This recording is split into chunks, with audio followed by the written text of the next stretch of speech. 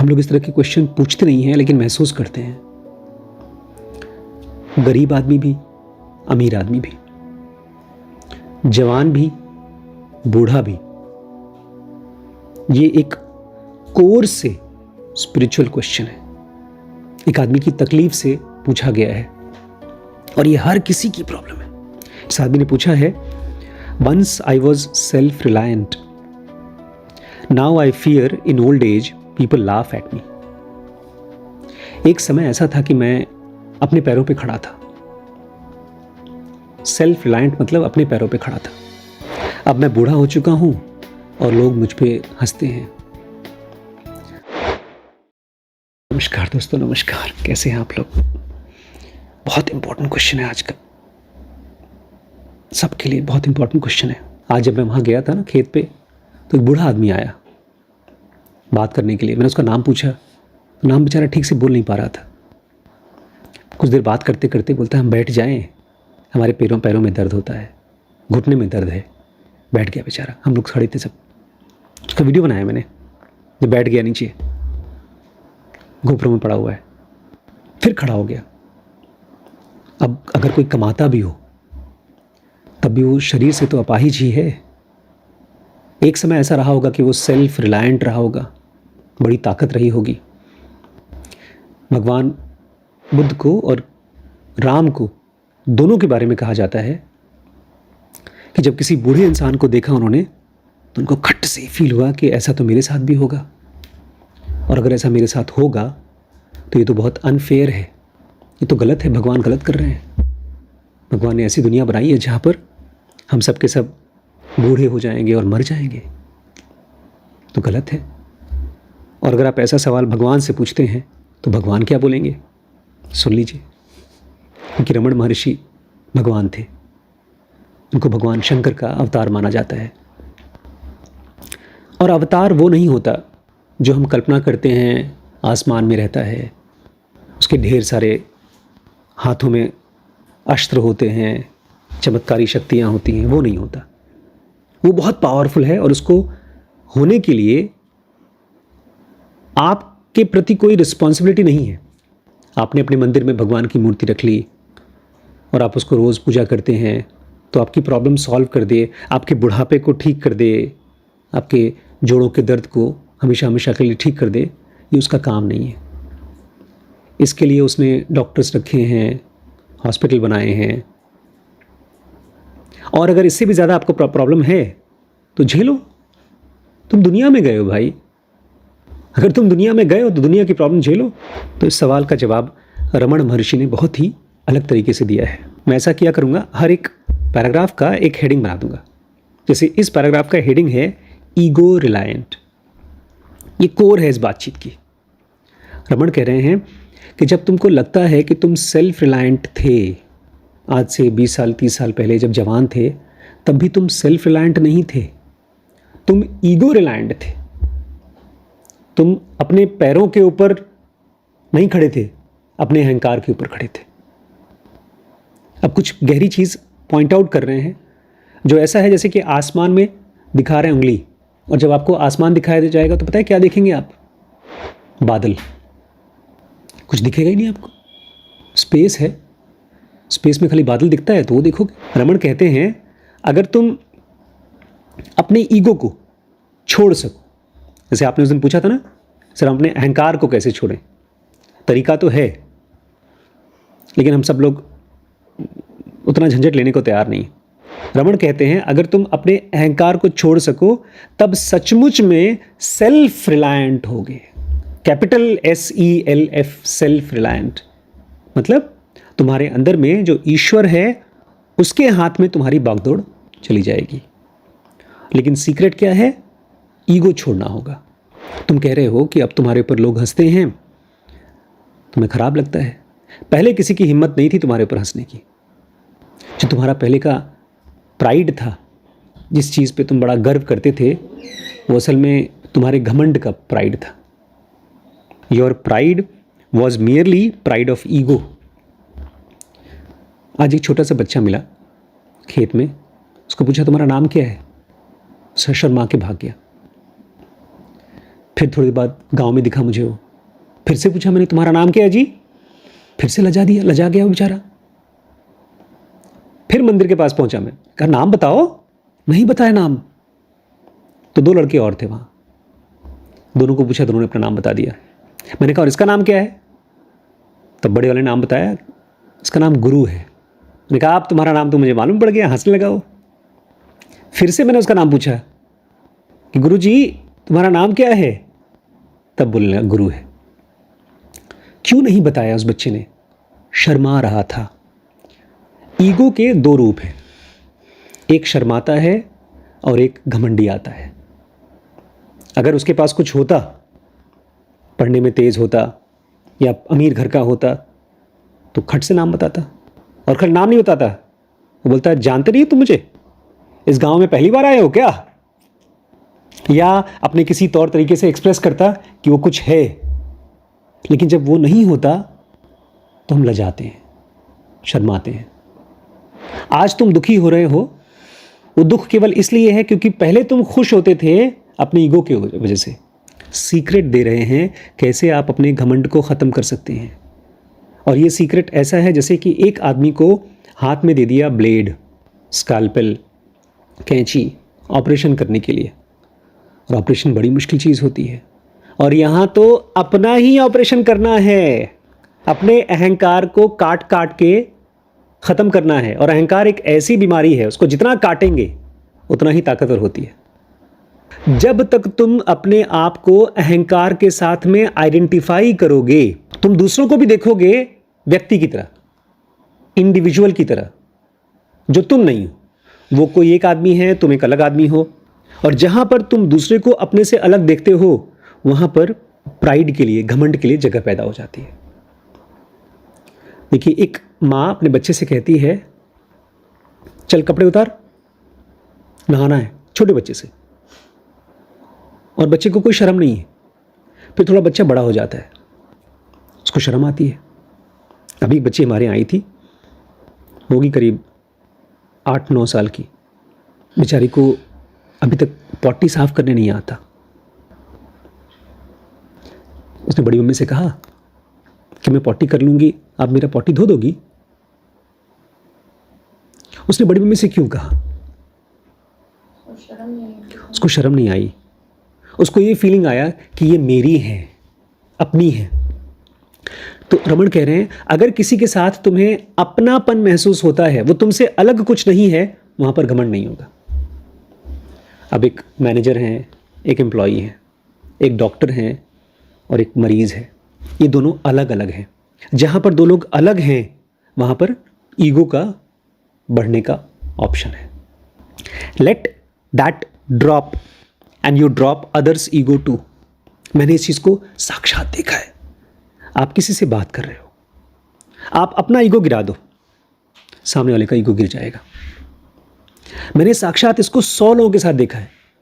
उस दिन वो बच्चा आया था, मैंने अपने बारे में ऐसी ऐसी बातें बताई जिसमें बहुत शर्म आती मुझे। उस बच्चे के सारे शर्म खत्म हो गए। उसने अपनी वो सारी बातें बताई जिसमें उसको शर्म आता। सीक्रेट ये है, let your ego drop, others ego will drop. मैं गरीब हूं, मान लीजिए, मुझे पैसे की जरूरत है, लेकिन बड़ा अहंकार है मेरा। मैं जा रहा हूं किसी के पास जो मुझे हेल्प कर सकता है, उसके पास पैसे भी हैं, वो मुझे दे भी सकता है और मुझे पसंद भी करता है। उसके पास जाऊं और बोलूं क्या करें, आजकल पैसे तो बहुत है मेरे पास, लेकिन मैं बैंक से निकाल नहीं पा रहा हूं। ज़मीन भी है, बेच दूंगा तो बहुत पैसे आ जाएंगे, और फिलहाल नहीं बिक रही है। उसको क्या पता चलेगा कि आपको हेल्प चाहिए? अगर उसको पता भी चल जाए कि आपको हेल्प चाहिए, तो भी कंफ्यूज हो जाएगा, क्योंकि आपका वो क्या देख रहा है? ईगो। अगर आप ये चाहते हैं कि आपका ईगो आपको परेशान ना करे या दूसरे लोग आपको घमंडी ना सोचें, तो सबसे पहले अपना ईगो गिरा दीजिए। सवाल याद है? सवाल है कि मैं बूढ़ा हो चुका हूँ। एक समय ऐसा था कि मैं सेल्फ रिलायंट था, अपने पैरों पे खड़ा था, खूब लोग इज्जत करते थे मेरी। अब कोई नहीं करता। नाउ पीपल लाफ एट मी। अब लोग मुझ पे हंसते हैं। और मैंने कहा था ये सवाल हर किसी के लिए लागू होता है। हर आदमी किसी न किसी टाइम पर ऐसा फील करता है कि लोग उसके ऊपर हंसते हैं, उसकी बेइज्जती करते हैं। तो बेइज्जती क्यों हमको महसूस होती है? क्योंकि हमको जो इज्जत महसूस होती है वो किसकी है? घमंड की, द प्राइड ऑफ ईगो। अब दूसरा पैराग्राफ, पहले पैराग्राफ का नाम है ईगो रिलायंट, दूसरे पैराग्राफ का नाम रखा है मैंने ओरिजिनल सोर्स। इतने कमाल के एग्जाम्पल्स देते हैं अपने ईगो को पहचानने के लिए और अपनी स्पिरिचुअल जर्नी को समझने के लिए कि एक आदमी अगर साधक है तो उसको अचानक से अंधेरी रात में फ्लड लाइट जल गया, आपको दिख जाएगा रास्ता आगे चलने का।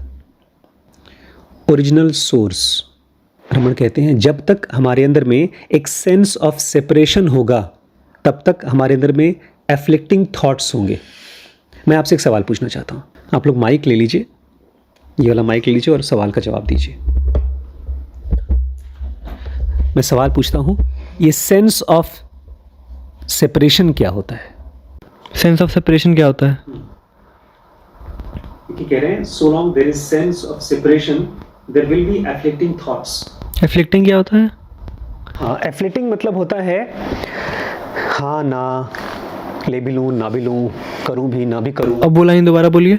So long as there is sense of separation there will be afflicting thoughts। अगर ऑफ सेपरेशन क्या है? मैं ट्रांसलेशन नहीं मांग रहा हूँ, मुझे पता है आप अंग्रेजी समझ गए। मैं जानना चाहता हूँ कि आपके मन में कौन सी फोटो बन रही है जब कहते हैं सेंस ऑफ सेपरेशन। मुझे पहले बताइए, अच्छी बात है कि नहीं अच्छी बात है? मतलब ये सेंस ऑफ सेपरेशन ये खराब चीज है, क्योंकि एक सेंस ऑफ सेपरेशन से आपके मन में एकदम कंफ्यूजिंग थॉट्स आते हैं। कॉन्फ्लिक्टिंग मतलब कंफ्यूजिंग थॉट्स आ रहे हैं। कब आप किसी से अलग महसूस करते हैं खुद को,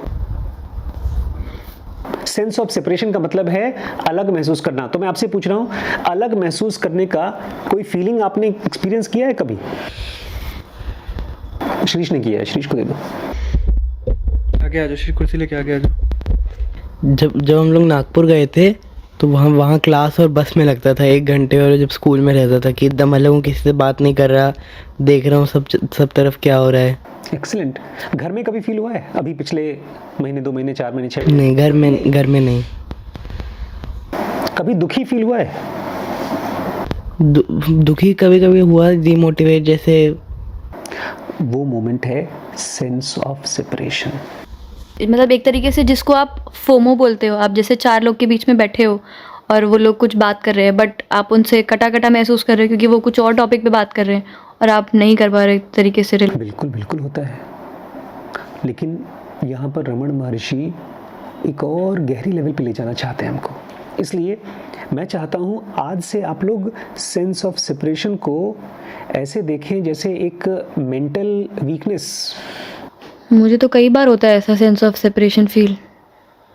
हाँ, ये खाली आपको नहीं होता, ये भगवान राम को भी हुआ, बुद्ध को भी हुआ, हर किसी को हो रहा है। कोई आदमी करोड़पति हो तब भी। लेकिन कभी आपने ये पूछा अपने आप से? मैं इस वीडियो के थ्रू चाहता हूँ आप अपने आप से पूछें कि सेंस ऑफ सेपरेशन को कैसे ख़त्म कर सकते हैं परमानेंटली। हम तो ये मान के चलते हैं कोई बुरी चीज़ नहीं है, सबको होता ही है। यही तो कमाल की बात है कि एक स्पिरिचुअल रास्ता है जिसमें से आप गरीब होकर के भी, बूढ़े होकर के भी, कमज़ोर होकर के भी हमेशा के लिए ये सेंस ऑफ सेपरेशन को ख़त्म कर सकते हैं। मतलब एक तरह से दुख को ख़त्म कर सकते हैं आप। देखिए, आप दुख कह रहे हैं, अच्छी बात है, लेकिन आज पहली बार मैंने इस दुख को नया नाम दिया है सेंस ऑफ सेपरेशन। ये तो ऐसा ही है जैसे कि आप बोलें हाँ आप खाना देंगे ना, मैं कहूँगा खाना नहीं दूंगा, मैं सब्जी और रोटी दूंगा, दाल और चावल दूंगा। तो उसमें से आपके पास चॉइस है कि क्या खाएंगे आप। जब आप सेंस ऑफ सेपरेशन बोलते हैं ना तो अचानक से कंट्रोल आपके हाथ में आता है। अच्छा ठीक है, मैं कुछ करके उसको तुरंत खत्म कर सकता हूँ। ठीक है, मैं चाहता हूँ बहुत ध्यान से सुनने की कोशिश करिए, क्योंकि जब स्पिरिचुअल बातें हम लोग करते हैं ना तो मन को लगता है हाँ ठीक है, जानते हैं, और फिर वो मिस कर जाता है। जब मैं कुछ बोलूं उसको पकड़ करके अपने मन को ऑब्जर्व करने की कोशिश करिए कि किस चीज़ के बारे में बोल रहा हूँ मैं। रमण कहते हैं, एक रास्ता बताते हैं। जैसे आपको घर से आप निकले, आप रास्ता भटक गए, आज जंगल में फंस गए, या आपका शरीर बेचारा भूल गया कि उसको कैसे हेल्दी रहना है, उसको हार्ट की बीमारी हो गई, कैंसर हो गई। जंगल से तो आप वापस आ भी जाओगे, अपने अंदर में हार्ट की बीमारी से वापस हेल्थ पे कैसे आओगे?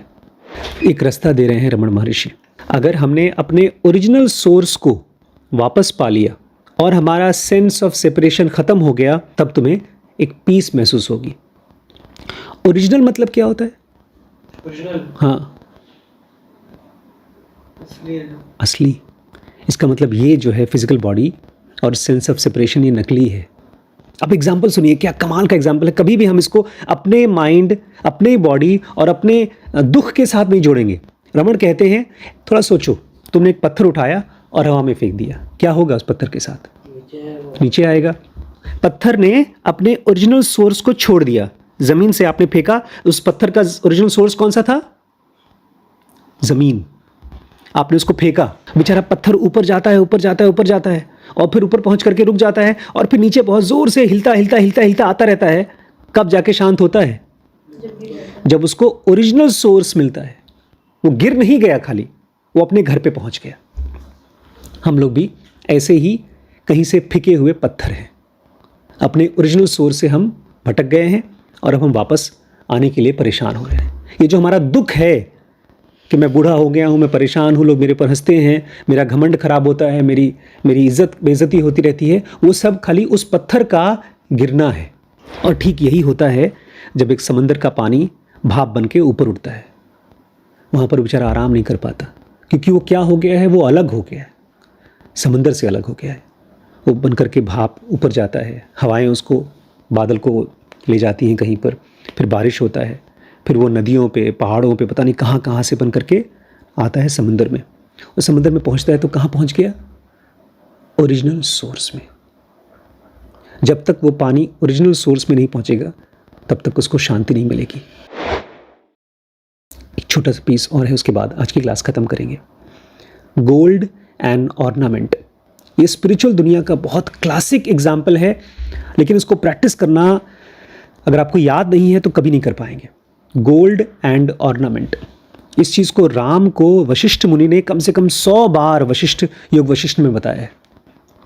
जितनी भी मैंने स्पिरिचुअल किताबें पढ़ी हैं, सब जगह इस चीज़ को चेप दिया जाता है। लोग जानते हैं, आप किसी भी पंडित पुरोहित से जाके पूछेंगे, वो जानता है इस एग्जाम्पल को, लेकिन सब मिस कर जाते हैं, क्योंकि इनका प्रैक्टिस आदमी नहीं करना चाहता है, इसको यूज़ करके दूसरों को इंप्रेस करना चाहता है, अपने अहंकार को और मजबूत करना चाहता है। तो मुझे उम्मीद है आप लोगों को ये समझ में आ गया कि हम सब लोग जो यहाँ बैठे हैं और दुखी हैं, हम कैसे कंडीशन में हैं? सेंस ऑफ सेपरेशन में। पत्थर जो ज़मीन से फेंक गया, अपने घर से बाहर है। इसको नानक कहा करते थे, पिया से अलग। हम लोग जैसे रात को फिल्में देखते हैं, ऐसे नानक बैठ करके अपने प्रभु को याद किया करते थे। रात बहुत हो गई थी तो उनकी माँ ने कहा आप सो जाओ। सोने की तैयारी कर रहे थे, उस ज़माने में मोबाइल वगैरह नहीं होते थे। तब तक से उनको एक चिड़िया की आवाज़ आई, प्यू प्यू करके। नानक बोलते हैं देखो, वो तो चिड़िया अपने पी को याद कर रही है, अपने प्रभु को याद कर रही है, अपने प्रियतम को याद कर रही है, और मैं कैसे सो जाऊँ? ऐसी एग्जाम्पल देते हैं। उनका ये था कि मेरे अंदर में अपने प्रभु को, भगवान को जानने की एक ऐसी इंटेंस लव होनी चाहिए, तब जाके तो मैं वहाँ पहुँचूँगा। क्योंकि हम सब क्या हैं? हवा में फेंका हुआ पत्थर। ये हम सबको, और इस सेंस ऑफ सेपरेशन को फर्जी तरीके से बंद मत करिएगा। फिल्म से, पैसे से, पावर से, किसी के प्यार से, क्योंकि ये कभी ख़त्म नहीं होगा।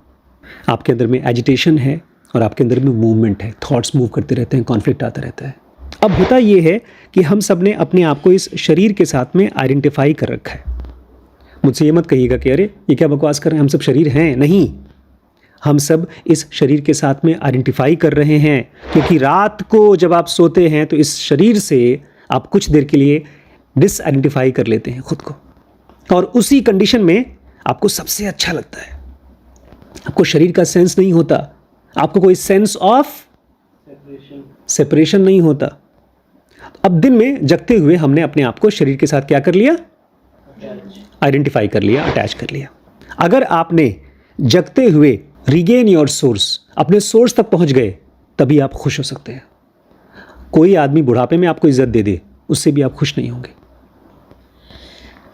अब एग्जाम्पल सुनिए, एक सोना गहना नहीं होता, लेकिन सारे सोने के गहने सोना ही होते हैं। नहीं समझे ना? क्या? मतलब जैसे जो यहाँ पे ये यूज़ किया गया है स्टेटमेंट कि gold is not an ornament and और क्या था, ऑल ऑर्नामेंट्स आर गोल्ड। हाँ, तो इसका मतलब ये है कि जो भी मतलब जो भी गोल्ड होता है वो हर ऑर्नामेंट नहीं हो सकता, ठीक है, लेकिन अगर कोई सोने का गहना है तो वो सोना ही होगा, वो अपना रूप थोड़ी बदलेगा। देखो, हर सोना गहना नहीं हो सकता, हर सोना गहना नहीं हो सकता, लेकिन अगर कोई सोने का गहना है तो वो तो सोना ही है। तुम एक गोल्ड चेन को कुछ और बोल सकते हो? नहीं। लेकिन अगर मेरे पास सिल्वर चेन है तो वो गोल्ड नहीं बन सकता। अभी समझ में? देखिए, आपने सोने के 3-4 गहने ले लीजिए, एक कान की बाली ले लीजिए, गले का चेन, हाथ की अंगूठी, कंगन वगैरह ले लीजिए। उन सबको इकट्ठा करिए और आप बेचने की कोशिश करिए। क्या रेट से बिकेगा? कुछ आइडिया है सोने का क्या रेट है? क्या रेट होगा? 79,790, तकरीबन 80,000 रुपये तोला। कितना? 10 ग्राम। तो 1 किलो का कितना कितना पैसा पड़ेगा? 1 किलो सोना